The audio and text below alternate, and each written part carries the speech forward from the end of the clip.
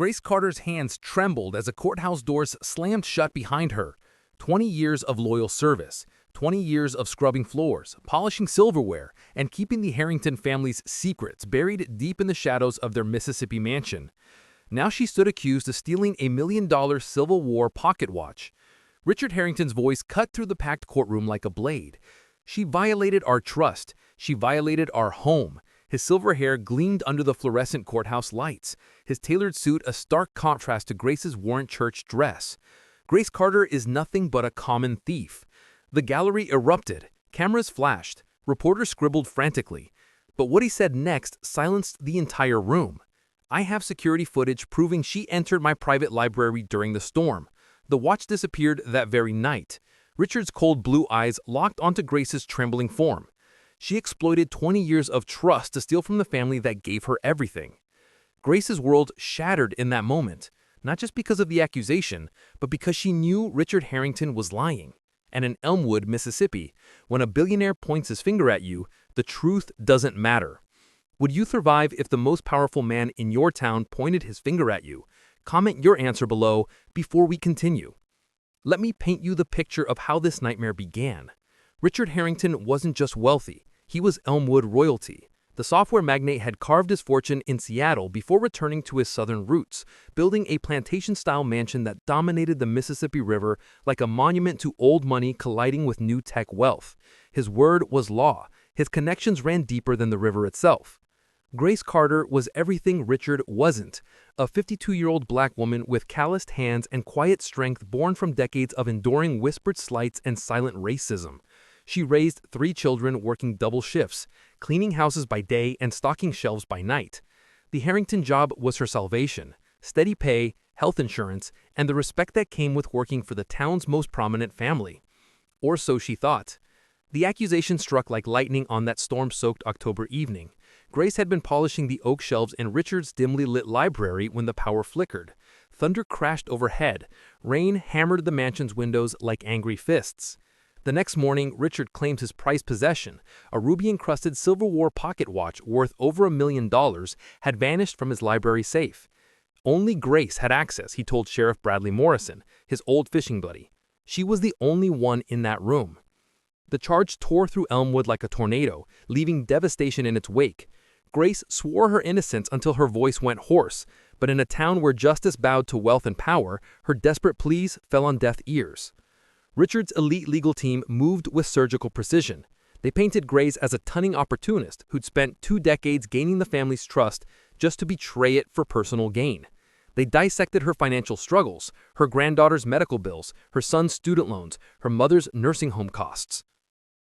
Ladies and gentlemen of the jury, lead prosecutor Harrison Webb declared during opening statements, "This woman saw opportunity and seized it. She violated the sanctity of the Harrington home and stole a priceless family heirloom." Grace sat alone at the defendant's table. No lawyer by her side. No family in the gallery. They couldn't afford to take time off work. Her life savings had already been drained by mounting bills. Legal representation was a luxury she simply couldn't afford. The courtroom buzzed with anticipation. This wasn't just about theft. This was about power, race, and the unspoken hierarchies that govern small southern towns. Everyone in Elmwood knew the stakes. Everyone understood what a conviction would mean. But nobody, not Richard, not the prosecutors, not even Grace herself, knew about the storm that was about to break. The first witness took the stand, Javier Torres, the estate's groundskeeper. His hands shook as he spoke, eyes darting nervously between Richard and Grace. I saw Miss Carter near the library that evening," he stammered, his thick accent trembling with fear. Cross-examination revealed the cracks. Grace, defending herself with shaking hands and fierce determination, pressed Javier on the timeline. "What time exactly did you see me, Javier?" Around 8 o'clock? But the storm knocked out power at 7:30. How could you see anything in the dark?" Javier's face crumpled. The lightning, maybe? I don't know. I just know what I saw. Or what someone told him he saw. The prosecution's case built like a house of cards, impressive from a distance, but fragile under scrutiny. Elaine Harrington, Richard's surgically enhanced wife, took the stand with tears that seemed rehearsed, choking out sobs about their violated home and shattered trust. Grace's cross-examination cut deep. "Mrs. Harrington, in 20 years of service, did I ever steal anything from your family?" No, but did I ever give you reason to doubt my character? This isn't about the past, it's about... Answer the question. Did I ever give you reason to doubt my character? Elaine's mask slipped for just a moment. No. The gallery held its breath. The prosecution objected. The judge, a man who'd golfed with Richard for years, sustained every objection with sharp cracks of his gavel. Grace stood for her final defense, her voice cracking with raw pain and 20 years of suppressed dignity. I've scrubbed floors in that mansion since I was 32 years old. I've cleaned up spills, fixed broken bases, and yes, I've kept family secrets that would shock this entire town. But I never took what wasn't mine. Her words hung in the air like a prayer. But the most explosive revelation was yet to come, because just as the prosecution prepared their closing arguments, just as Grace's fate seemed sealed, the heavy oak courtroom doors swang open, and everything changed. The news spread through Elmwood like wildfire through dry wheat. Grace Carter, trusted maid, church choir leader, the woman who'd baked cookies for every school fundraiser, was a thief. At Trinity Methodist Church, where Grace had poured her soul into the children's choir for 15 years, Reverend Harlan's Sunday sermon cut like a knife. Sin and deceit, he thundered from the pulpit, his eyes finding Grace's empty pew in the third row. They creep into her community like serpents in Eden. The congregation nodded in solemn agreement. These were people Grace had served communion to. People whose children she taught to sing hymns. People who'd smiled at her every Sunday for 2 decades. Now they whispered behind cupped hands and turned their backs when she walked down Main Street. The transformation was swift and merciless. At Morrison's grocery, where Grace had shopped every Thursday for 20 years, Mrs. Henderson suddenly found reasons to avoid her checkout line.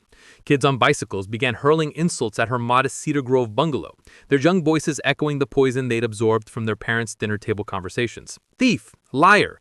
Mama said you stole from good people. Grace found her car tire slashed. Cruel notes appeared in her mailbox. Traitor! We know what you are. Her front lawn became a canvas for midnight visitors who left their messages in spray paint and broken eggs. The social exile was complete before the trial even began. At Mabel's Diner, Elmwood's unofficial town hall where gossip was served with every cup of coffee, the conversations grew more venomous by the day. 20 years she worked for them. Old Pete Morrison shook his head over his morning eggs. 20 years of trust, and this is how she repays it? Always knew something was off about that one, added Dolores McKinney, the bank teller who'd processed Grace's modest paychecks for years. Too quiet, too watchful. Should have known better to trust. The sentence hung unfinished, but everyone understood. In a town where Confederate monuments still stood proudly in the courthouse square, certain truths didn't need to be spoken out loud. The most painful betrayal came from Grace's own community. At the African-American Episcopal Church on the other side of town, where Grace sometimes attended evening services, even her own people began to distance themselves. Can't afford to be associated with that kind of trouble, murmured Deacon Williams, a man Grace had known since childhood. We all got to be careful about our reputations. The children felt it worse of all. Grace's granddaughter Aaliyah came home from school with tear-streaked cheeks, her backpack torn and her spirit broken. They're saying Grandma's going to prison, she sobbed into Grace's arms. They're saying we're all thieves because of what you did. Grace held her granddaughter close, feeling the weight of generations of struggle and sacrifice crushing down on her shoulders. How do you explain to a 12-year-old that sometimes the world decides you're guilty before you even get to speak? But Elmwood's thirst for judgment ran deeper than simple gossip. The town began to fracture along invisible lines that always existed, but were now drawn in permanent ink. At the country club where Richard held court every Friday evening, conversations took on an uglier tone. Men in polo shirts and pressed khakis nodded sagely as Richard recounted his betrayal. "It's exactly what I've been saying," declared Mayor Patterson, swirling his bourbon. "You can't trust them. Give them an inch, they'll take a mile." "Should have seen it coming," agreed City Councilman Roberts. "They're different from us. Different values, different moral compass." The words hung in the air like smoke, poisoning everything they touched. Meanwhile, on the other side of town, Grace's neighbors watched through windows at night and double-checked their locks. If Grace Carter, reliable, church-going Grace, could steal from the family that trusted her most, what did that say about all of them? The narrative was set in concrete. Grace was the ungrateful servant who bit the hand that fed her. Richard was the generous employer betrayed by someone he treated like family. But beneath Elmwood's surface, something else stirred. Subtle inconsistencies that only the most observant noticed. Why had Richard waited 3 days to report the theft? Why were there no fingerprints on the safe? Why did the security footage from that night conveniently malfunction? At the Elmwood Public Library, where Grace had volunteered reading to children every Saturday morning for 10 years, librarian Helen Foster quietly removed the reading schedule from the bulletin board, but she kept watching the news coverage with growing unease. Something doesn't add up, she confided to her husband over dinner. Grace Carter couldn't steal a paperclip without apologizing for it. This whole thing feels wrong. Her husband, a practical man who'd worked construction his entire life, shook his head. Rich folks don't lie about stuff like this. They got too much to lose. But Helen had seen Grace with those children, had watched her spend her own money on new books when the library budget ran short, had witnessed the gentle patience with which she helped struggling readers sound out difficult words. The woman she knew couldn't reconcile with the thief Richard Harrington described. As the trial date approached, Elmwood settled into its new reality. Grace Carter, once woven into the fabric of the community, had been cut out like a cancer. The town had made its judgment. But whispers in Elmwood hinted the truth was darker than anyone dared to say. Late-night conversations between old-timers who remembered when the Harrington family first arrived. Questions about Richard's business dealings. Rumors about his temper, his treatment of employees, his first wife's mysterious departure years ago with their twin sons. And in the shadows of Trinity Methodist Church, where Reverend Harlan's sermons grew more passionate each week, some began to wonder why their spiritual leaders seemed so invested in Grace's guilt. The stage was set. The town had chosen its villain. But the real story, the one that would tear Elmwood apart and expose secrets buried for decades, was about to begin. The Elmwood County Courthouse had never seen a crowd like this. Every seat packed, standing room only. News vans from Jackson to Atlanta lined the street outside, their satellite dishes reaching towards storm clouds that seemed to mirror the tension crackling inside the Georgian-style building. Judge Thomas Whitmore, Richard's golf partner for 15 years, called the court to order with 3 sharp bangs of his gavel. The jury box told the story of small-town justice. 12 faces, 11 white, most of whom had done business with Harrington Industries or whose families depended on jobs Richard's companies provided. Grace sat alone at the defendant's table, her worn black dress a stark contrast to the army of suits assembled at the prosecution's table. Harrison Webb, Richard's lead attorney, flown in from Atlanta at no expense spared, adjusted his gold cufflinks and smiled at the jury with practiced charm. "Ladies and gentlemen," Webb began, his voice carrying the authority of someone accustomed to winning. "Today, you'll witness a betrayal so profound, so calculated, that it will shake your faith in human decency." He clicked a remote. The courtroom's new projection screen flickered to life, displaying a grainy black and white image of the Harrington Mansion's interior. This is security footage from the night of October 15th. Watch closely. The timestamp showed 8:47 p.m. Lightning illuminated the mansion's hallways through tall windows. The camera angle captured the library entrance clearly. And there, moving through the frame with purpose, was a figure in dark clothing carrying what appeared to be cleaning supplies. The figure paused at the library door, looked around, then disappeared inside. That figure, Webb declared, pointing directly at Grace, is the defendant, Grace Carter, the woman the Harrington family trusted, the woman they treated like family. Gasps rippled through the gallery. Grace's face went ashen. She stared at the screen, her mind racing. Something was wrong. Something was terribly wrong. Webb clicked again. A new image appeared. Bank statements with Grace's name at the top. Financial records showed the defendant was drowning in debt. Her granddaughter's medical bills, her son's student loans, her mother's nursing home costs totaling over $3,000 per month. Each number hit like a hammer blow. Desperation drove her to betray 20 years of trust. The prosecutor produced a manila envelope with theatrical flair. These are photographs of the crime scene, the safe, jimmied open with professional precision, the display case emptied of its most valuable contents. Grace leaned forward, steadying the photos as they flashed across the screen. The safe door hung open at an odd angle. Scratches around the lock mechanism suggested forced entry, but something nagged at them. Something about the positioning, the lighting. "Your Honor," Grace rose unsteadily, her voice barely above a whisper. "May I examine those photographs more closely?" Webb objected immediately. "The defendant has no legal training, Your Honor. This is highly illegal." The prosecution calls Reverend Marcus Harlan to the stand, Grace's spiritual leader. The man who'd baptized her grandchildren rose from the gallery. His massive frame filled the witness box as he placed his hand on the Bible and swore to tell the truth. Reverend Harlan, Webb began gently, how long have you known the defendant? 15 years. She's been a member of Trinity Methodist since 2009. And in your professional opinion, what can you tell us about her character? Harlan's eyes found Grace's across the courtroom. For a moment, something flickered there. Guilt? Fear? But when he spoke, his voice carried the weight of moral authority. Grace Carter has struggled with temptations, financial pressures that would test any soul. I've counseled her through difficult times, watched her wrestle with desperate choices. Grace's world tilted. Her own pastor was painting her as someone capable of theft. Did she ever express to you, Webb continued, any resentment toward the Harrington family, any feeling that she deserved more than she was receiving? I must speak the truth, even when it pains me. Harlan's voice cracked with what sounded like genuine sorrow. She mentioned feeling undervalued, underpaid. She spoke of the family's wealth while her own family suffered. The courtroom buzzed with murmurs. Richard Harrington sat at the prosecution table, his face a mask of wounded dignity. Grace shot to her feet. That's not true, Reverend. You know that's not true.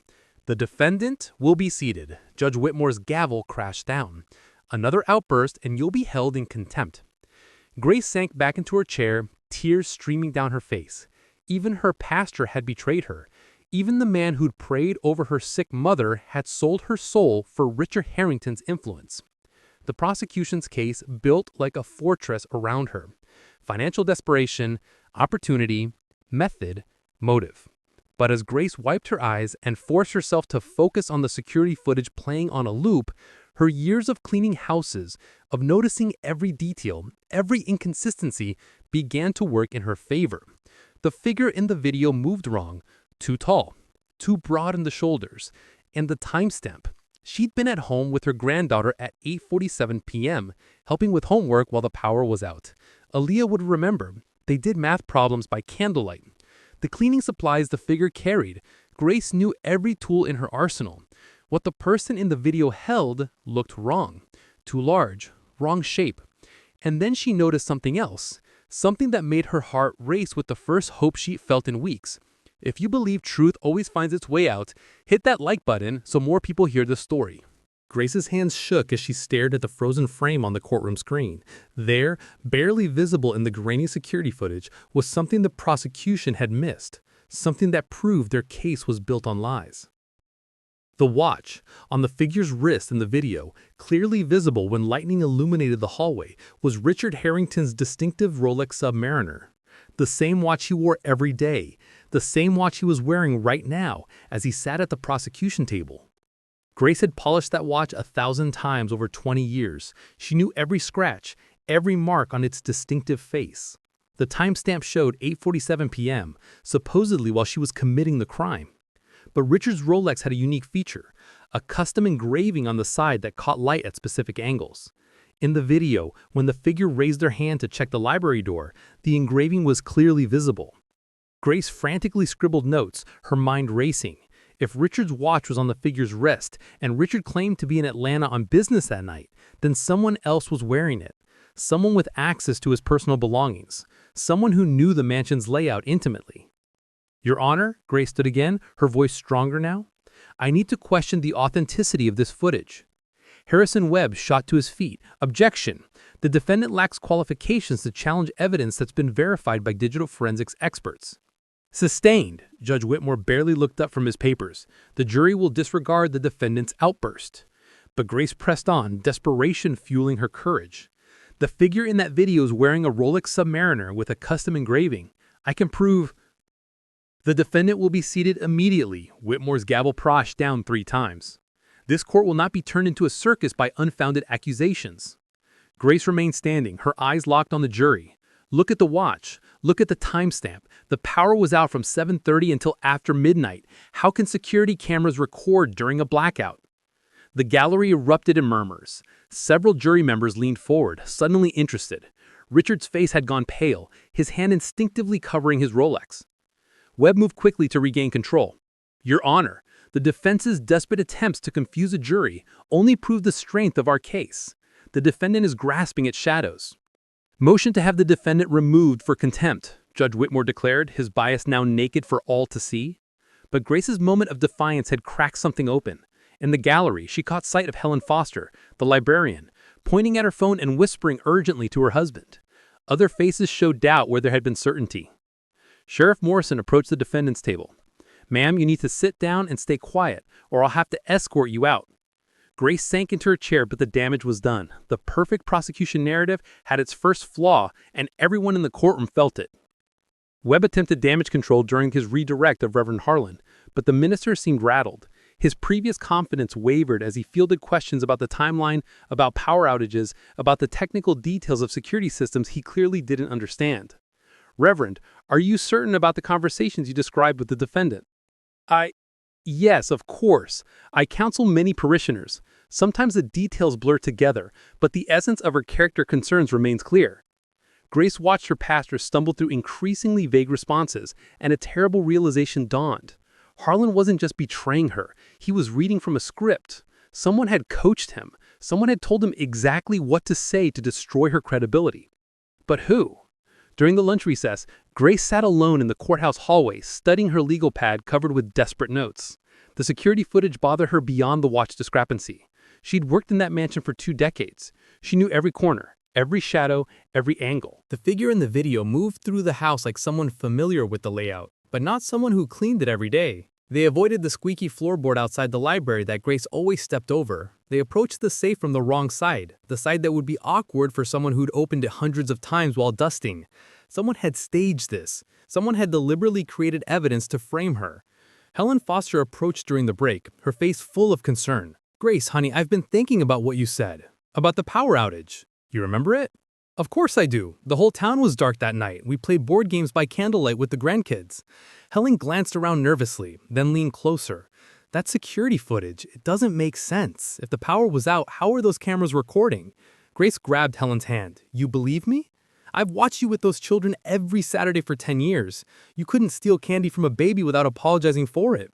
Helen's voice grew firmer. "Something stinks about this whole thing."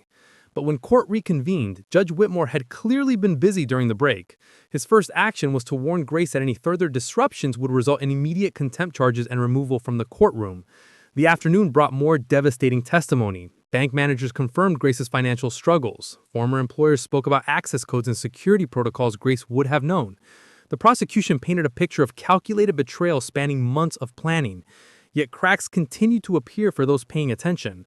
When the prosecutor displayed photos of the crime scene, Grace noticed the safe's contents were scattered in a pattern that made no sense. Items that should have been valuable, antique jewelry, rare coins, remained untouched. Only the watch was missing, as if the thief knew exactly what they were looking for. The prosecution's timeline grew shakier under scrutiny. Richard Harrington claimed to have discovered the theft at 6 a.m., but the police report wasn't filed until noon. 6 hours of delay that no one could adequately explain. Most damaging of all was Richard Harrington's own testimony. Under oath, he described the watch's sentimental value, its historical significance, its irreplaceable nature. But when Grace asked him to describe the watch's distinguishing features, his answers were vague and contradictory. It had rubies around the face." "How many rubies, Mr. Harrington?" Several. I never counted them exactly." Grace had polished that watch countless times. She knew it had exactly 12 rubies, one for each hour marker. She knew about the tiny chip in the crystal at the 3 o'clock position. She knew about the faded inscription on the back, "To Robert with love, Margaret, 1863. Richard Harrington was lying about his own family heirloom. As the day ended and the judge called for adjournment, Grace sat in the empty courtroom, staring at her notes. The prosecution's case was strong but artificial, too perfect, too convenient. Someone had orchestrated this entire scenario to destroy her. But the question that haunted her as she walked back to her car through crowds of hostile neighbors wasn't just about who was framing her. She knew she was being framed, but by whom? The answer would come soon in a way that would shatter everything Elmwood thought it knew about truth, justice, and the price of secrets. Grace spent that sleepless night diving deep into memories she'd buried for decades. 20 years of working in the Harrington mansion, 20 years of seeing things, hearing things, keeping secrets that could destroy reputations and end careers. She'd always prided herself on discretion, the invisible servant who knew everything and said nothing. But now, facing prison for a crime she didn't commit, silence was no longer an option. The pattern began to emerge as dawn broke over Elmwood. Richard's first wife, Catherine, had disappeared in 2010 with their twin sons, just 6 years old at the time. The official story was an amicable divorce and relocation to Portland. But Grace remembered the bruises Catherine tried to hide with makeup, the way she flinched when Richard raised his voice, the packed suitcase hidden in the guest bedroom closet for months before she finally fled. "He hit her," Grace whispered to her empty kitchen, coffee growing cold in her hands. "I saw the marks. I helped her ice her ribs after he threw her down the stairs." Catherine had begged Grace to testify in the custody hearing, but Grace couldn't afford to lose her job. She had her own children to feed, her own bills to pay. She'd chosen silence, and Catherine lost her boys. The guilt had eaten at Grace for 13 years. But Catherine's departure wasn't the only suspicious event in the Harrington household. Grace began to remember other incidents, mysterious late-night meetings, sudden departures of staff members who'd worked for the family for years, and financial documents that Richard ordered her to burn in the mansion's fireplace. There was Thomas Bradley, the estate manager who'd questioned discrepancies in the household accounts. He'd been found dead in his car at the bottom of Miller's Creek, ruled a suicide despite having no history of depression and a new granddaughter on the way. There was Maria Santos, the previous housekeeper before Grace, who'd been deported after 20 years of legal residency when anonymous tips led immigration services to her door. She'd been asking too many questions about Richard's business associates, men who visited the mansion at odd hours and left through service entrances. And there was the financial arrangement that had always puzzled Grace, Richard's massive monthly donations to Trinity Methodist Church, far exceeding what even a billionaire might give for spiritual reasons. Reverend Harlan's lifestyle has certainly improved over the years. New car, expensive suits, his children attending private schools that should have been far beyond a minister's salary. The pieces clicked together like a jigsaw puzzle painted in shadows. Richard wasn't just protecting his reputation by framing Grace, he was protecting an entire network of corruption that ran through Elmwood's power structure like poison in the water supply. Grace's morning was interrupted by a hesitant knock at her door. Through the peephole, she saw Javier Torres, the groundskeeper who testified against her. His face was haggard, his usual proud posture replaced by the slouch of a man carrying unbearable weight. "Miss Grace," he said when she opened the door, "I need to tell you something." Javier's hand shook as he entered her small living room. "They made me lie on the stand. They said if I didn't say I saw you that night, they'd call immigration. My daughter, she just started college. My wife, she's finally got her citizenship papers processing."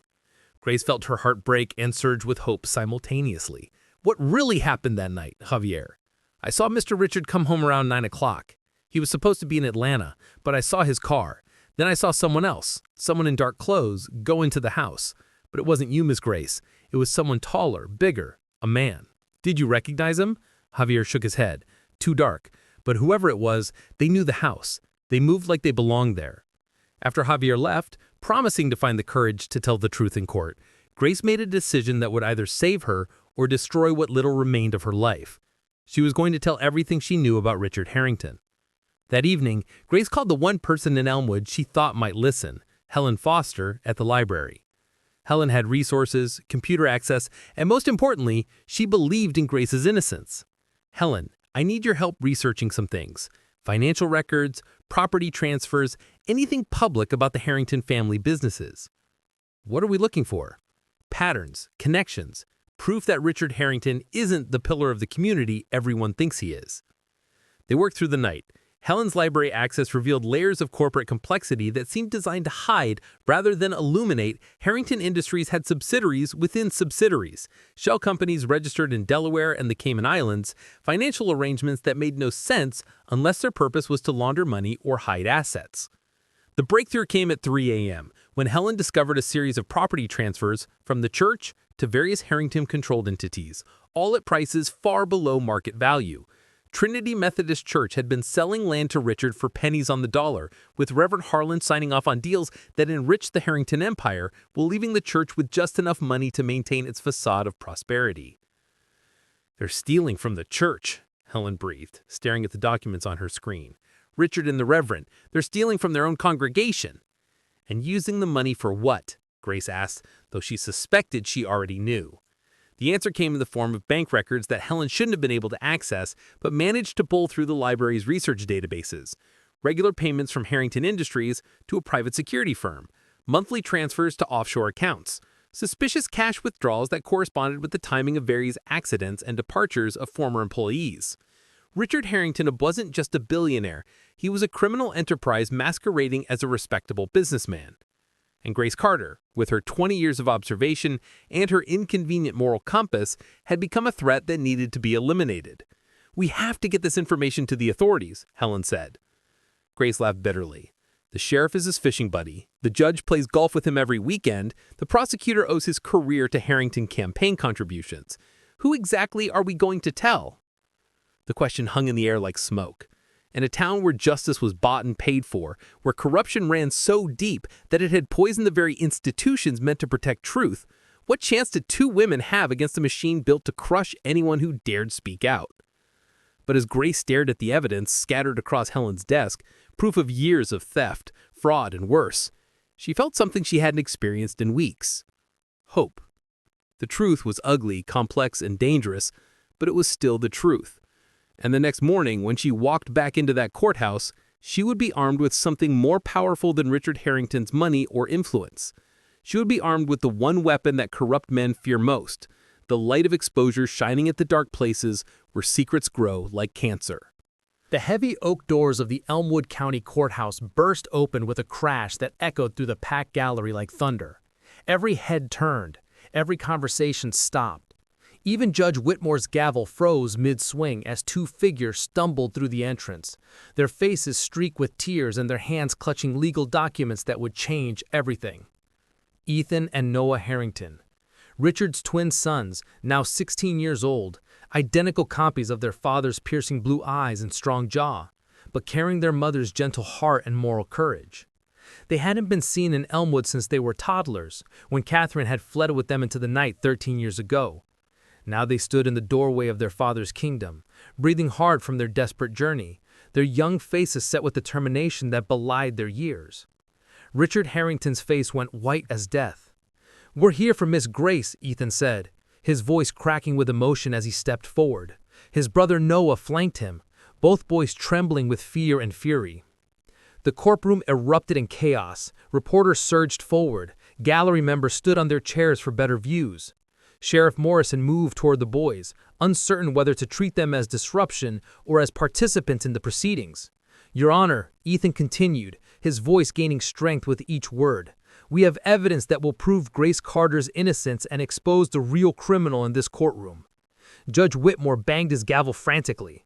"This is highly irregular. These minors have no standing in this court." "Actually, Your Honor," Noah stepped forward, producing a thick folder of documents. "We've been studying law through online courses for the past year, mentored by attorney Sarah Chan from the Portland Public Defender's Office. We're here to represent ourselves as witnesses and to provide crucial evidence that's been withheld from this court." Harrison Webb shot to his feet, his usual composure shattered. "Objection! These children cannot possibly have legal standing to—" "They're his sons," Grace whispered, her eyes wide with shock and dawning hope. "They're Richard's boys." The judge stared at the twins, recognition finally dawning. These weren't random teenagers disrupting his courtroom.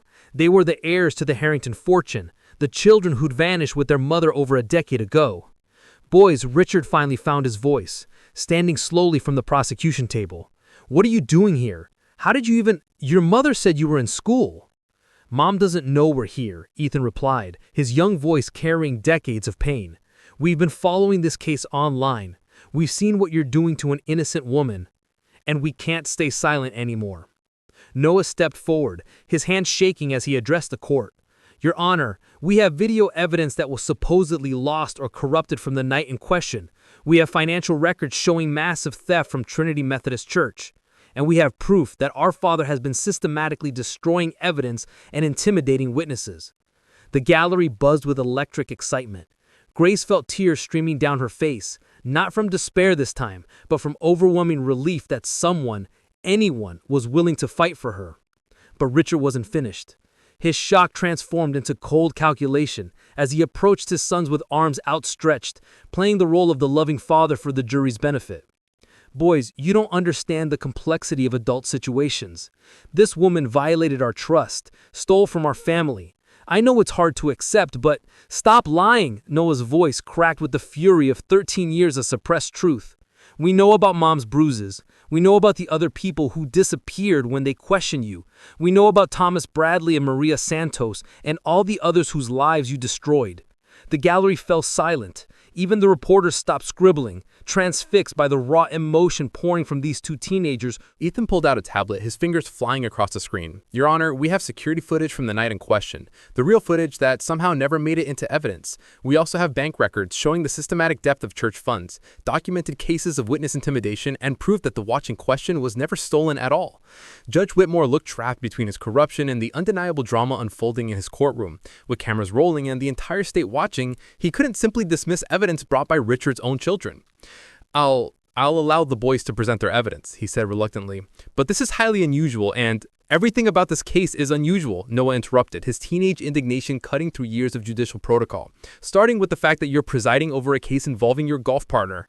The judge's face reddened, but before he could respond, Ethan had connected his tablet to the courtroom's projection system.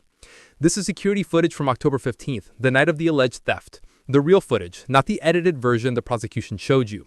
The screen flickered to life, showing a timestamp from 6:30 p.m., an hour before the power outage. The image was crystal clear, showing Richard Harrington himself entering the library, approaching the safe, and removing the ruby-encrusted pocket watch. The timestamp continued, 7:15 p.m. Richard left the library, watch in hand, and walked directly to his car. He drove away 15 minutes before the power outage began. The prosecution's footage was doctored, Noah explained to the stunned courtroom. Someone edited in a different figure and changed the timestamp to frame this Carter, but they couldn't edit the original files stored on the cloud server, files only we had access to as family members. Richard's face had gone from pale to gray. His carefully constructed case was crumbling in real time, destroyed by his own children. But the boys weren't finished. Reverend Harlan, Ethan called out, his voice carrying across the silent courtroom. Would you like to explain these financial records showing monthly payments from our father's accounts to your personal bank account? Or should we start with the church property sales at 10% of market value? The Reverend's massive frame seemed to shrink in his seat. His face, which had carried such moral authority during his testimony against Grace, now showed the panic of a man watching his world collapse.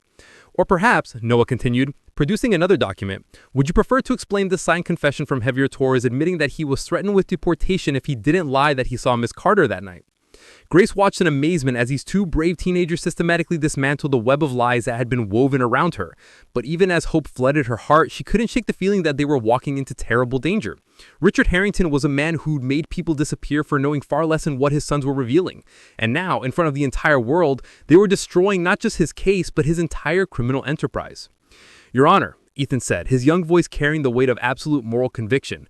We're prepared to testify under oath that our father has spent years covering up crimes, intimidating witnesses, and corrupting public officials. The theft of this watch was staged to frame Miss Carter because she knew too much about his operations and was becoming a liability. The courtroom held its collective breath. Even the hardened reporters seemed stunned by the magnitude of what was unfolding. But Richard Harrington hadn't built a criminal empire by backing down from challenges. As he stared at his sons, these children who traveled across the country to destroy him, something cold and calculating flickered in his eyes. The battle for Grace Carter's freedom was just beginning, and the next revelation would shatter not just Richard's case, but the very foundation of everything the people of Elmwood thought they knew about truth, justice, and the price of buried secrets. Noah's hands trembled as he held up a thick manila folder, its contents representing months of painstaking investigation by two teenagers determined to expose their father's crimes. Your Honor, he began, his voice cracking with emotion, what we're about to reveal will implicate half the leadership in Elmwood in a conspiracy that goes back over 15 years. The courtroom fell dead silent. Even the reporters stopped their frantic typing, sensing they were about to witness something that would make national headlines. Ethan connected another device to the projection system. Spreadsheets filled the screen, financial records showing a web of corruption so vast it took several moments for the audience to comprehend its scope. Trinity Methodist Church has been systematically looted, Ethan announced. Over $2.3 million in donations, property sales, and community funds have been diverted through shell companies controlled by our father and Reverend Harlan.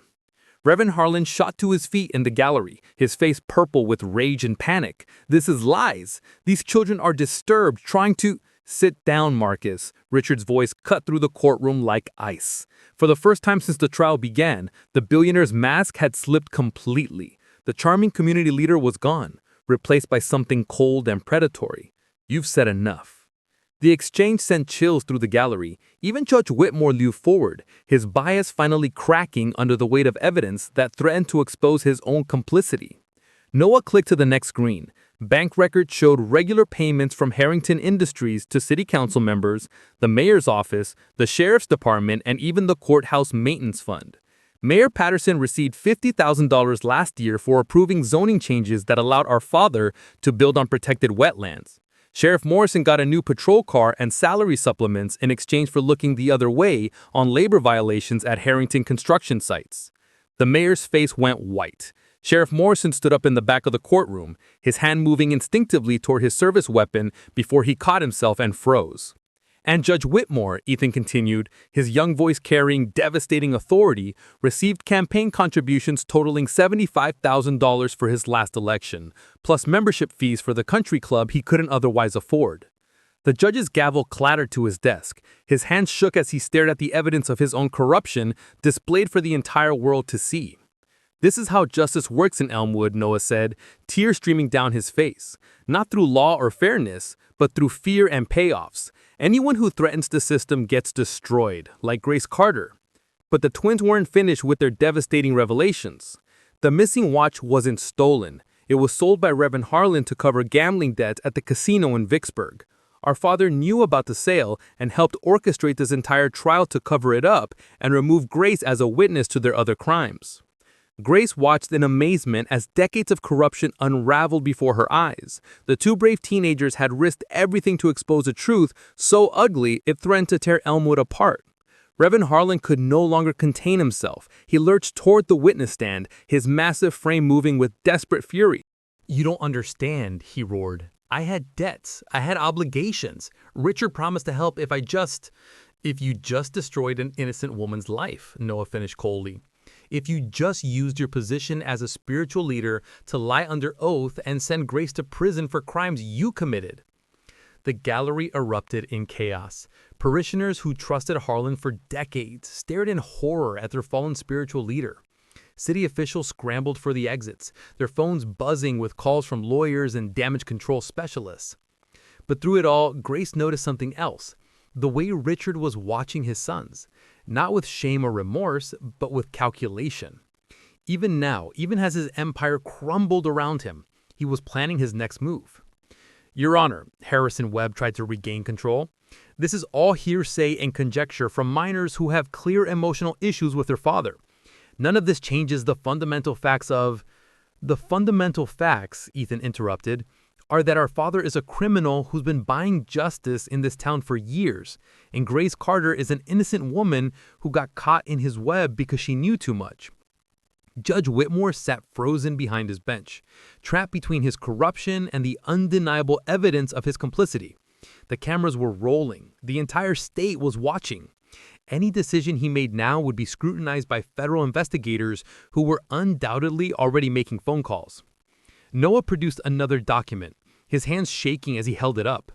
"But we have one more piece of evidence, something that will explain why our father was so desperate to destroy Grace Carter that he orchestrated this entire conspiracy." Grace felt her heart stop. The boy's eyes met hers across the courtroom, and she saw something there that made her blood run cold.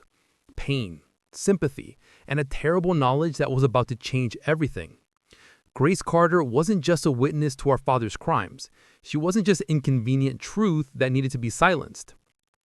Ethan stepped forward, his voice breaking with emotion. "What we discovered about Grace, about her relationship to our family, it explains everything. Why our father was so determined to destroy her, why he couldn't simply fire her or buy her silence like he did with others." The courtroom held its breath. Even the hardened reporters seemed to sense they were about to witness something that would haunt them for years. Noah's voice dropped to a whisper that somehow carried to every corner of the silent courthouse. "The truth about Grace Carter will destroy more than just our father's reputation. It will shatter everything this family has built its legacy on." Richard Harrington's face had gone from pale to gray to a sickly green. He gripped the prosecution table so hard his knuckles went white, his body swaying as if he might collapse. Grace stared at the two boys who traveled across the country to save her, and a terrible realization began to dawn.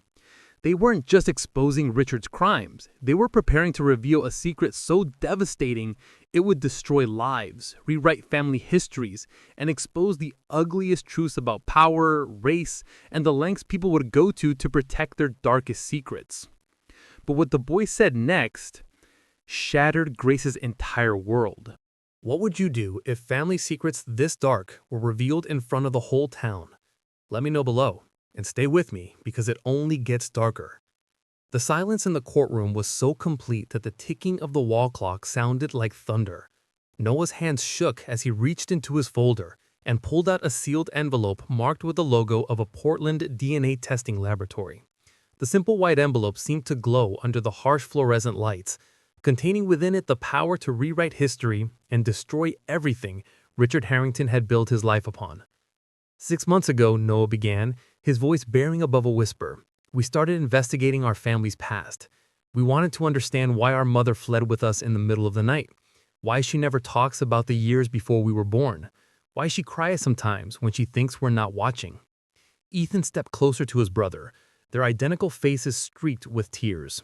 We found old employment records, birth certificates, hospital documents from the 1970s that our father thought were destroyed decades ago. Grace felt her world tilting on its axis. Something deep in her memory stirred. Fragments of conversations she'd overheard, whispered family stories, her mother's careful silence about certain topics from her past. Grace Carter, Noah continued, his voice growing stronger despite his tears, isn't just our father's employee. She isn't just a witness to his crimes. The teenager held up the DNA test results, his hands trembling so violently the paper rattled. She's our half-sister. The courtroom exploded. Gasps and shouts echoed off the walls. Reporters surged forward. Camera flashes strobed like lightning. Judge Whitmore's gavel crashed down repeatedly, but the chaos was beyond control. Grace's legs gave out. She collapsed into her chair, her mind reeling as memories crashed together like colliding trains. Her mother, Viola Carter, working as a housekeeper for the wealthy white families in the 1970s. The mysterious father she'd never known. The way Viola would sometimes stare at newspaper photos of Richard Harrington with an expression she'd never understood. "No," Grace whispered, her voice lost in the chaos. "No, that can't be." But even as she denied it, the truth settled into her bones like poison. The way Richard had always looked at her, not with the casual indifference of an employee, but with something darker, guilt, fear, the terrible knowledge of a secret that could destroy everything he'd built his life upon. Richard Harrington collapsed into his chair as if he'd been shot. His face had gone completely white, his breathing shallow and labored. The man who commanded respect and fear throughout Mississippi looked suddenly fragile, ancient, broken. "Tell them, Dad," Ethan said, his young voice carrying the weight of absolute moral authority. "Tell them about Viola Carter. Tell them about the night you raped our housekeeper in 1971 and then paid her family to keep quiet." The word rape cut through the courtroom chaos like a blade. Even the reporters fell silent, stunned by the magnitude of what was being revealed. "Tell them," Noah continued, his voice breaking with pain and fury, "how you spent 50 years knowing you had a daughter you refused to acknowledge. How you hired her to work in your house, watching her clean your floors and serve your family, while never admitting she was part of that family." Grace's hands flew to her mouth, stifling a sob that came from the deepest part of her soul. 50 years of wondering who her father was. 50 years of feeling incomplete, abandoned, unwanted. And all that time, she'd been working for the man who destroyed her mother's life and then denied her very existence. "That's why you couldn't just fire her," Ethan said, his young voice cracking with emotion. "That's why you couldn't buy her silence like you did with others. Grace knew too much about your business operations, yes. But more importantly, her very existence was a threat to your reputation, your legacy, your carefully constructed image as a pillar of the community." Richard Harrington finally found his voice, but it came out as a broken whisper. "Boys, you don't understand. It was different then. The circumstances were..." The circumstances, Noah said with devastating coldness, were that you were a 22-year-old white man with money and power, and our grandmother was an 18-year-old black girl working in your parents' house to support her family. There were no circumstances that made what you did acceptable. Grace stared across the courtroom at the man who destroyed her life twice, once by bringing her into the world through violence, and again by trying to send her to prison to hide his shame. The DNA evidence was overwhelming. Medical records showed Viola Carter had been treated for injuries consistent with sexual assault in March 1971. Hospital records confirmed Grace's birth 9 months later. And financial documents revealed payments from the Harrington family to Viola's parents, hush money to keep their daughter quiet about what had been done to her. "You want to know why Grace Carter threatened you so much?" Ethan asked his father, tears streaming down his face. "It wasn't just because she was a witness to your crimes. It was because every day she worked in your house, her very presence reminded you of the monster you've always been." The gallery sat in stunned silence, processing the magnitude of what had been revealed. This wasn't just about theft or corruption anymore. This was about rape, racism, and the systematic destruction of a woman who'd been victimized by the same man twice in her lifetime. Grace, look at the two brave teenagers who'd sacrificed everything to save her, and realize they weren't just her unlikely champions. They were her family. Her half-brothers who traveled across the country to expose their father's sins and claim their sister as their own. "Grace," Noah said softly, his voice carrying across the silent courtroom, "we're sorry. We're sorry for what he did to our grandmother. We're sorry for the life you've had to live because of his crimes. And we're sorry it took us 16 years to find you and try to make this right." Richard Harrington sat broken in his chair, his empire in ruins, his darkest secret exposed to the world. The man who'd wielded power like a weapon had been destroyed by the courage of his own children and the truth he'd spent 50 years trying to bury. But even as justice finally seemed within reach, even as Grace felt the chains of false accusation falling away, she couldn't shake the feeling that this was far from over. Men like Richard Harrington didn't simply accept defeat. They fought back with every weapon at their disposal. And Grace had learned over 50 years that powerful men would do anything, absolutely anything, to protect their secrets. But even as truth freed her, a darker mystery waited outside those courthouse walls. The jury deliberated for exactly 17 minutes. In the history of Elmwood County, no verdict had ever been reached so quickly, or with such unanimity. The evidence was overwhelming, the corruption exposed, the truth undeniable.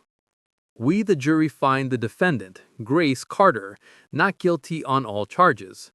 The courtroom erupted in a mixture of cheers, sobs, and stunned silence. Grace felt her knees buckle as 20 years of suppressed emotions crashed over her like a tidal wave. She was free. After weeks of living in a nightmare that threatened to destroy everything she had built, she was finally completely free. But the victory felt hollow as she looked across the courtroom at Richard Harrington, her father, her tormentor, her unwitting employer for 2 decades. He sat motionless in his chair, his empire in ruins, his reputation destroyed, his darkest secrets exposed to the world. "Grace!" Ethan and Noah rushed toward her, their faces streaked with tears of relief and joy. For the first time in her life, Grace embraced her family. These two brave teenagers who'd sacrificed everything to save a sister they'd only just discovered. "Thank you," she whispered, holding them close. "Thank you for believing in me when nobody else would." "We're family," Noah said simply. "That's what family does." The aftermath unfolded with stunning swiftness. FBI agents, who'd apparently been monitoring the proceedings, moved through the courthouse like a coordinated strike force. Mayor Patterson was arrested at his office within an hour. Sheriff Morrison was taken into custody as he tried to flee the county. Judge Whitmore was escorted from his bench in handcuffs, his judicial career ending in disgrace. Reverend Harlan collapsed during his arrest, his massive frame crumbling under the weight of exposed sins and shattered faith. The man who'd preached about morality and righteousness for 30 years was revealed as a gambling addict and accomplice to systematic theft from his own congregation. But Richard Harrington himself remained untouchable, at least for the moment. His high-powered legal team swarmed like locusts, creating barriers of procedure and privilege that would take months to penetrate. He walked out of the courthouse a free man, for now, but his life as he'd known it was over. The media frenzy was unprecedented. News trucks lined Main Street like an invading army. Reporters shoved microphones toward anyone willing to speak about the scandal that had torn their small town apart. The story went national within hours. A tale of corruption, racism, family secrets, and the courage of two teenagers who'd brought down an empire to save their sister. Grace found refuge in her small house, surrounded by neighbors who now looked at her with mixtures of shame, admiration, and curiosity. 24 hours ago, they believed she was a thief. Now they knew she was the victim of one of the most elaborate frame-ups in Mississippi history. But as the sun set on what should have been the happiest day of her life, Grace couldn't shake the feeling that the story wasn't over. Men like Richard Harrington didn't simply accept defeat. They fought back with every weapon at their disposal. And Grace had learned over 50 years that powerful men would do anything, absolutely anything, to protect their secrets. Her unease proved prophetic. 3 days after the trial, as the media circus finally began to move on to other stories, and Elmwood attempted to return to some semblance of normalcy, Grace walked to her mailbox to collect 3 days' worth of accumulated mail. Among the letters of support, interview requests, and legal documents was a small pack. Grace's hands trembled as she unwrapped the package in her kitchen, away from prying eyes and camera lenses. Inside was a small velvet box. She opened it with shaking fingers and gasped. The ruby-encrusted Civil War pocket watch gleamed up at her, its surface reflecting the afternoon sunlight streaming through her window. The watch that had started this entire nightmare, the watch that Richard claimed had been stolen, the watch that Reverend Harlan had supposedly sold to cover his gambling debts. But how was it here? Who had sent it? And why now, after the truth had been exposed and justice had supposedly been served? Beneath the watch was a folded piece of paper. Grace unfolded it with trembling hands and read the message written in the same disguised block letters. "The real thief still walks among you. Richard was just a puppet. Watch your back, Grace. The puppet master doesn't like loose ends." Grace dropped the note as if it were on fire, her mind racing with terrifying implications. If Richard hadn't orchestrated the frame-up, if he was just a puppet in someone else's game, then who was really pulling the strings? Who had the power and resources to manipulate a billionaire, corrupt an entire town's leadership, and orchestrate such an elaborate conspiracy? And most frightening of all, if the real puppet master was still out there, still in control, still watching, what would they do to protect their identity now that their plan had failed? Grace looked around her small kitchen, suddenly aware of how vulnerable she was. The windows that had always made her feel connected to her community now seemed like eyes watching her every move. The doors she'd never bothered to double lock now felt as fragile as paper. She thought about Ethan and Noah back in Portland with their mother, believing the nightmare was over. She thought about the townspeople of Elmwood slowly rebuilding their trust in institutions that had betrayed them. She thought about all the people who believed justice had finally been served. But Grace knew better. Justice was a luxury for people who didn't understand how power really worked. The trial had exposed Richard Harrington's corruption, yes, but it had also revealed something far more terrifying. Someone with even more power, more resources, more ruthlessness than Richard had been operating in the shadows all along. Someone who could manipulate billionaires like chess pieces and corrupt entire towns without leaving fingerprints. Someone who was still out there, still watching, still planning. Grace Carter was free from prison, but she was far from safe. The real enemy had yet to be revealed, and the game was far from over. As darkness fell over Elmwood, Grace double-checked her locks, closed her curtains, and settled in for what she knew would be a sleepless night. Somewhere in the shadows, the puppet master was watching, waiting, planning their next move. The ruby watch ticked softly on her kitchen table, marking time until the next phase of a conspiracy that ran deeper than anyone had imagined. In Elmwood, Mississippi, some secrets run deeper than family blood, and some puppet masters never revealed themselves until the final act.